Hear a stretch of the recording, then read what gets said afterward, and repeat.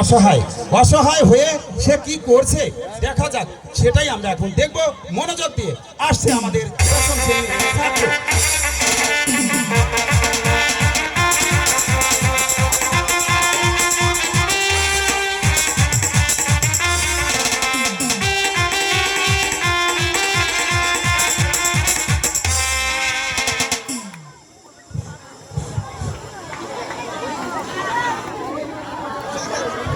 আপা খাবো, আপা খাবো, খাবার দাও, আপা খাবো। চুপ কর।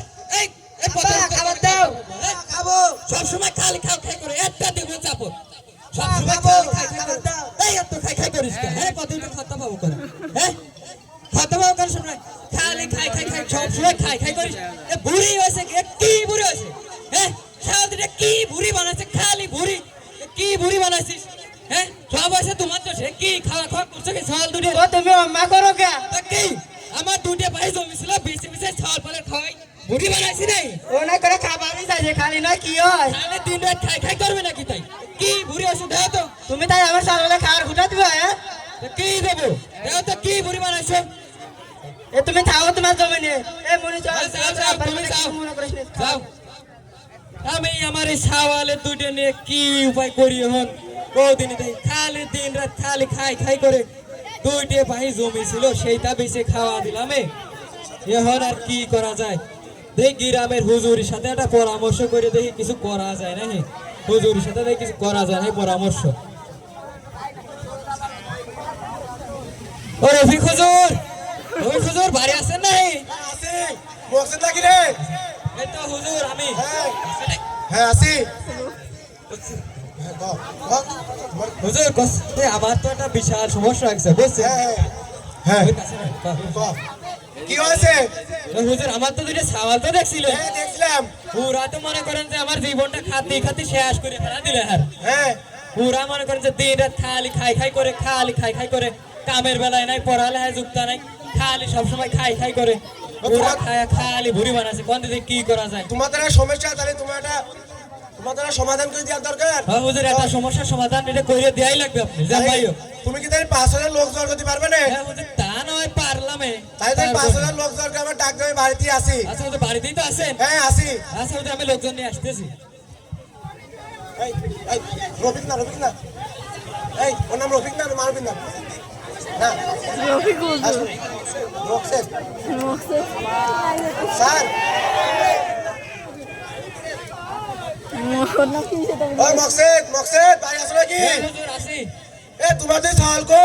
আয় মনে না, আয় পুরা আয় আয়। এ কি হয়েছে? বুড়ি পেটে তো তোমার পেটের সমস্যা সহদিন দেয় না একটু সহদিন সুন্দরকে সমানে তোমার পেটে বলে কি সমস্যা আছে দেই সো আরে সো সুন্দরকে সব পেটে বলে কি সমস্যা আছে? এ তোমার সাথে লোকজনকে 5,000 পুরা পুরা আয় আয় পুরা। এদিকে আসো সুন্দর কি ধরো দিন হলে সুন্দর কি ধরো ধরো ধর এ ধরিস তো টাইস ধরিস ছুট পারতে যাবে পেটের বাড়ি দুধ হয় 5,000 পেটের ব্যথাতে 7 দিন বাদ এমনি খাবেন নে আর ভাত না খালি তো কাবু এমনিতে আ যাবে। এ ধরিস ছুট পারতে যাবে ধরিস ছুট ধরিস হাসি খাওয়া দেবো হাসি ধর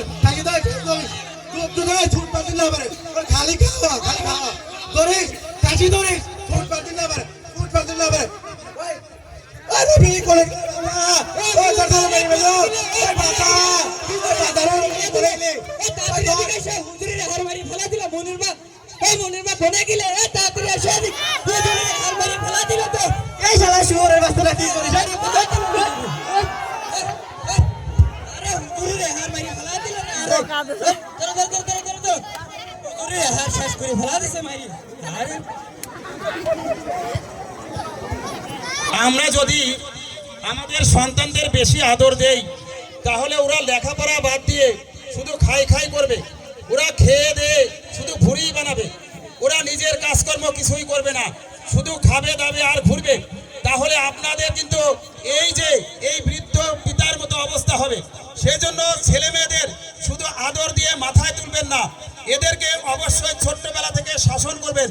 এই মা যেমন করে আজকে শাসন করলো ছেলেদের, এরকম যদি ছোট্ট থেকে শাসন করতো, এত সোহাগ না করে যখন তখন খেতে না দিয়ে, তাহলে অবশ্যই এই সন্তানরা মানুষের মতো মানুষ হতো, দেশ গড়তো, সংসারের কাজে লাগতো, ওদের টাকা পয়সায় আরো ওই 2 পাখাই জমি বিক্রি না করে আবার আরো 2 বিঘা রাখতে পারতো।